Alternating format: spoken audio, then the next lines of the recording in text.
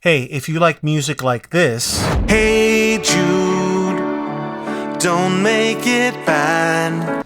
well, you've come to the right place.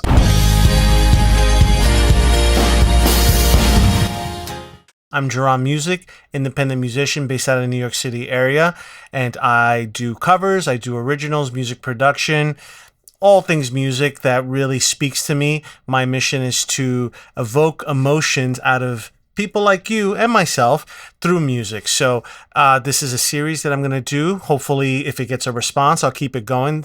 I'm going to just dissect a little part of my larger covers.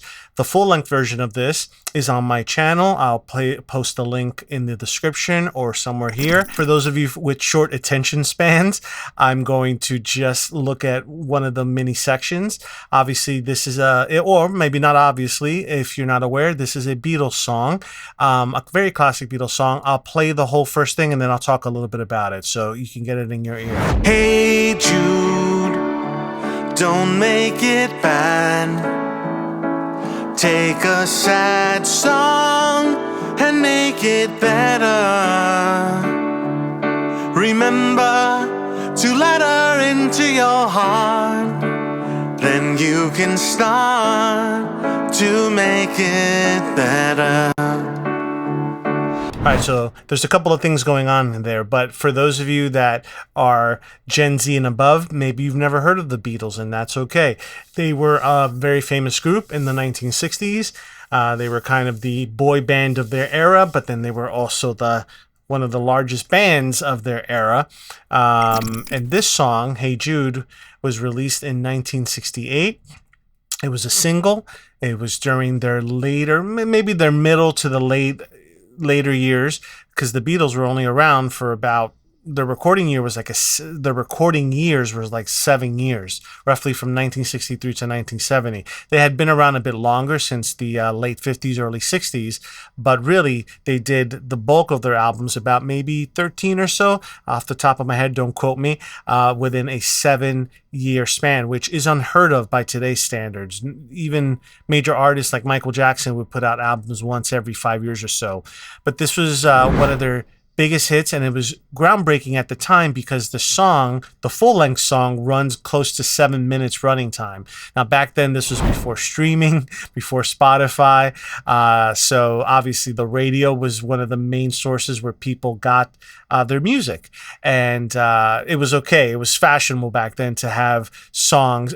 Interesting enough, though, in the beginning, in the 50s and 60s, songs were a little shorter. Actually, when the Beatles started, some of their early hits were about 2.5 minutes, but as the years progressed, again in that 7-year period, the songs got longer and longer because the format changed. The radio was more accepting, the culture was more accepting, the attention span was greater, again not like today.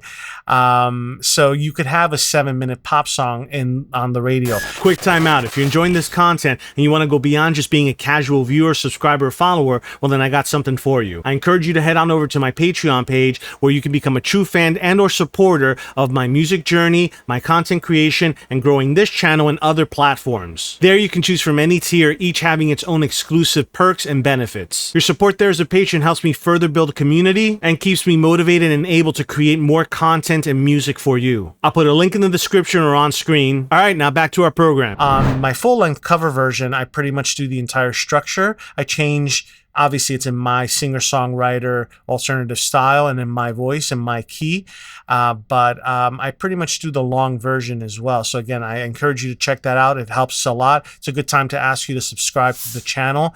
Really, it helps small creators like me send signals to YouTube that you enjoy this content. So what's interesting about this song is, let's look at the first line. Hey Jude. So Paul McCartney, the person who wrote this song, he was one of the members of the Beatles. He was, as the story goes, he was going over to his songwriting partner's house, John Lennon, who's one of the other Beatles, and John was getting a divorce, and he had a young son named Julian Lennon, John Lennon's firstborn son. And Paul was kind of like a godfather-like figure to the son. And as Paul has said in interviews, he was trying to think of comforting words to say, like, hey, Julian, it's okay. take a take a sad song and make it better. And Paul, being the expert songwriter that he is, he's always thinking of ideas, and he pulls from everyday life, his interactions with life, characters that he sees in real life, and then he turns them into his own characters. Sometimes he creates fictional characters in his songwritings. He's been very well known to do that. But in this instance, he was drawing on a very genuine sentiment. He was trying to say comforting words to a young boy. Anyone watching knows what that's like. It is a very painful time in any child's life when parents separate. So Paul was thinking of ways to comfort him. So he came up with Hey Jules. Then I'm sure he came up with the melody, but then eventually as he wrote the lyrics and he rewrote them to make them a Beatles song, to make it a Beatles song, probably thought that Jules was too much of a mouthful, so he changed it to Hey Jude. So that's why we get that there. And the song comes in right away, Hey Jude. And then he came up with the rest of it. Don't make it bad. Take a sad song and make it better. So to me personally, the song always had an emotional center. It just pulls you in. And that's something I was going for in my rendition. Not so much like perfection with every note and whatnot, but it was more about capturing the emotional spirit. Again, that's something that to me is important in my own music that I write. And when I do covers, I think to myself, what is the emotional center of the song? What was the artist, the character that they were trying to be, the emotion they were trying to convey?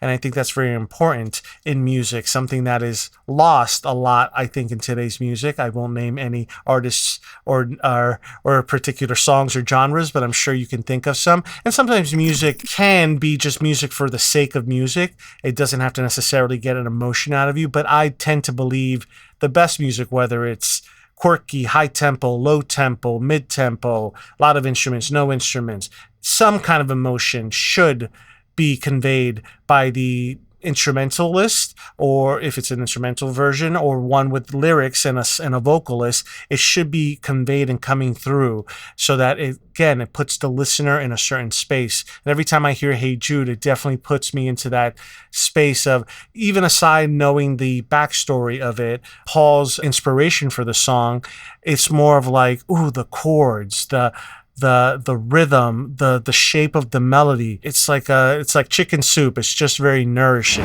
Remember to let her into your heart, then you can start to make it better.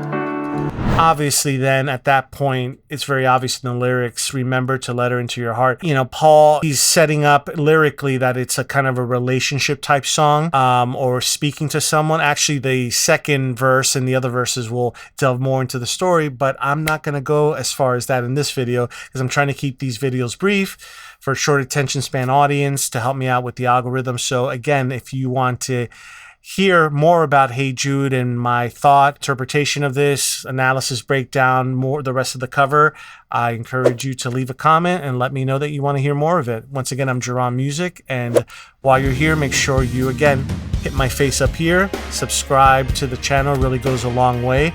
You can check out some playlists here or here for more content like this. I'll see you next time.